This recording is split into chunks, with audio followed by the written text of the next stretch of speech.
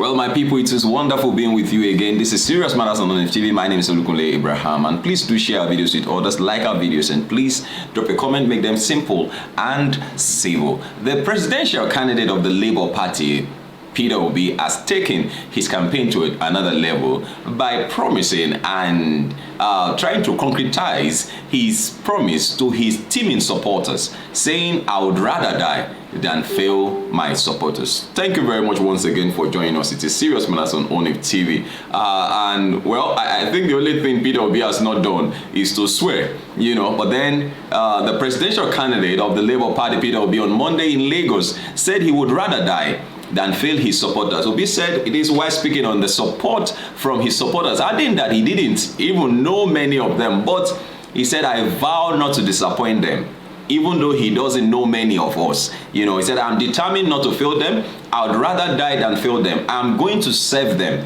he stressed. The Labour Party presidential candidate also said that the right leadership would eliminate most of the Nigerian challenges by turning the country from a consumption to a production nation. From consumption to production, from sharing formula to production formula. Obi spoke at the Editors Forum on an initiative of the Nigerian Guide of Editors. The former governor of Anambra said that the nation was going through many challenges, mainly because it was a consuming instead of producing country. According to him, if the nation is productive, 3/4 of the challenges can be solved. That's that's good. Because another reason why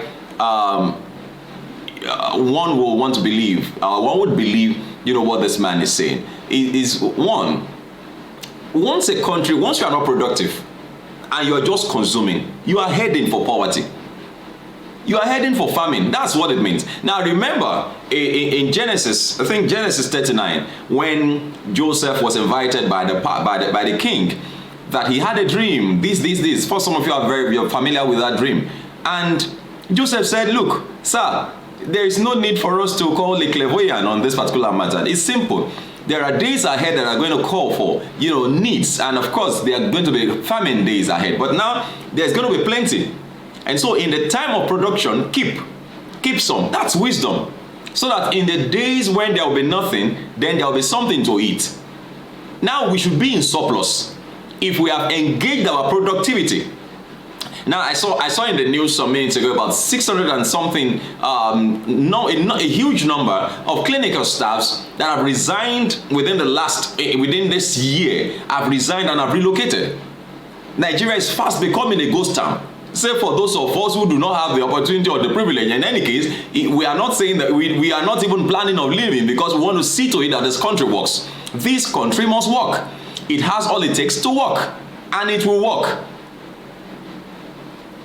Well, he listed challenges to include unemployment, which of course, if the country is a production country, it will take care of unemployment. People now graduate from school for, it's now like going to the higher institution now looks like marking the register. Just going to mark the register that I also attended. There's nothing to show for it. No jobs. The system is not palatable. There is no system that even accommodates creation of jobs. Even if you want to do that on your own, there is no light, no good roads, nothing is working. Nothing is working. The environment, the atmosphere is not conducive for even somebody who says, "I want to create my own business."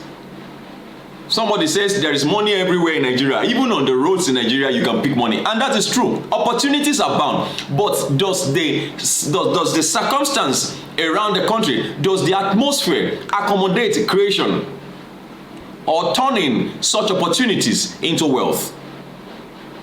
Unemployment, poverty, criminality, insecurity, all these things will be resolved. All these things will be resolved. We cannot have the number of people living in poverty and not have criminality, banditry, and so on. We must remove sharing formula and replace it with the production formula, he said. He said that Nigeria had fertile lands and the population to do well in agriculture. Look at what the north looks like. The hope of this country is the vast uncultivated land, not that oil we are seeing. My commitment is to put Nigeria into production. It is not acceptable that we cannot feed ourselves. That is not true. We can feed ourselves without importing. We must get the country to work. All it requires is the leadership that understands and can drive the process. I can do that. That is Peter Obi speaking. And speaking on the campaign funding, Obi said that contrary to insinuations, no one else was funding the campaign. He also said that he did not give money to anyone to step down for him or work with him. I cannot be talking about being transparent about managing public funds without starting with my campaign.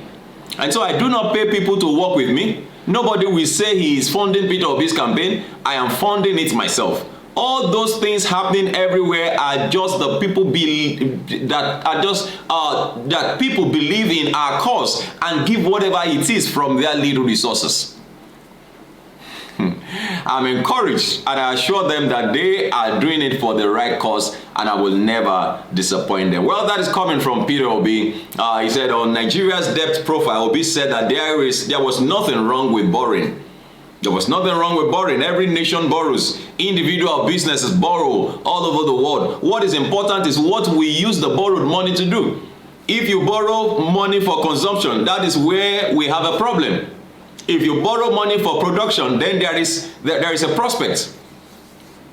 Borrowed money should be invested well to increase the country's gross domestic product and per capita income. I won't say I will not borrow, but I will only borrow for investment, and I will explain to Nigerians the need for the borrowing he added. Well, promising to reduce the nation's debt burden, Obi pledged to eliminate all waste and rascality if elected. On communication, Obi pledged to regularly interface with Nigerians and provide information on running of the government if elected. And that is exactly what we want. Not, once in a while, somebody just writes something and somebody comes to read something and, all of that. Well, please do drop a comment, make them simple and simple. Let us know what you feel about this particular development. That is Peter Obi, the Labour Party presidential candidate. Of course, he has promised that the obedience will not be disappointed. So please, let's get all disobedient. Let's all get obedient and not be disobedient to the right cause. Thank you very much for watching. This is Serious Matters on MT. Please share this video with others.